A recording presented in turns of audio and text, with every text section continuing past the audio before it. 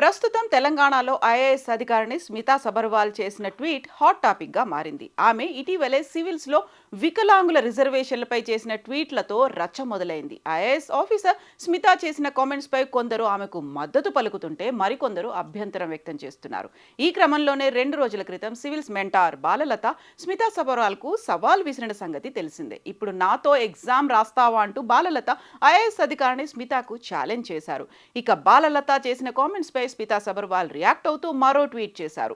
కొన్ని రోజుల క్రితం తెలంగాణ ఐఏఎస్ అధికారిని స్మితా సబర్వాల్ వికలాంగుల కోటాపై ట్వీట్ చేసిన సంగతి తెలిసిందే. ట్రైనీ ఐఏఎస్ అధికారిని పూజా ఖేత్కర్ ఫేక్ సర్టిఫికెట్లతో క్రీమీ లేయర్ కింద ఐఏఎస్కి ఎంపికైంది.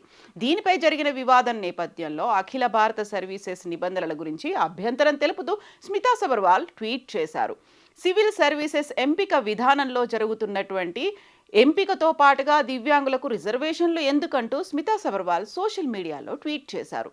ఆమె చేసిన ట్వీట్పై పలువురు విమర్శలు చేస్తుంటే వారికి కూడా ఆమె సమాధానం చెప్తుండడం గమనార్హం. ఇక అదే విధంగా 2 రోజుల క్రితం సివిల్స్ మెంటార్ బాలలత కూడా స్మితా సబర్వాల్ ట్వీట్ పై ఆగ్రహం వ్యక్తం చేశారు. అంతేకాదు ఆమెకు ఛాలెంజ్ కూడా విసిరారు. ఈ క్రమంలోనే దివ్యాంగుల గురించి మాట్లాడడానికి స్మితాకు ఉన్న అర్హత ఏంటో చెప్పాలని బాలలత ప్రశ్నించారు. ఇప్పటికైనా సివిల్స్ పరీక్ష రాస్తాను, నాకన్నా ఎక్కువ మార్కులు సాధిస్తావా అంటూ స్మితా సబర్వాల్ కు బాలలత సవాల్ విసిరారు. తాజాగా ఆమె ఛాలెంజ్ కు స్మితా సబర్వాల్ రియాక్ట్ అవుతూ తాజాగా మంగళవారం మరో ట్వీట్ చేశారు.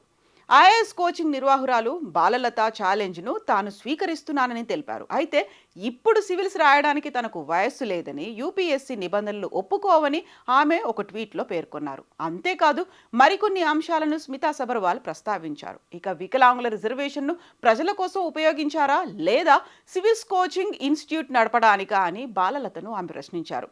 తన ప్రశ్నలకు బాలలత సమాధానం ఇవ్వాలని స్మితా సబర్వాల్ డిమాండ్ చేశారు.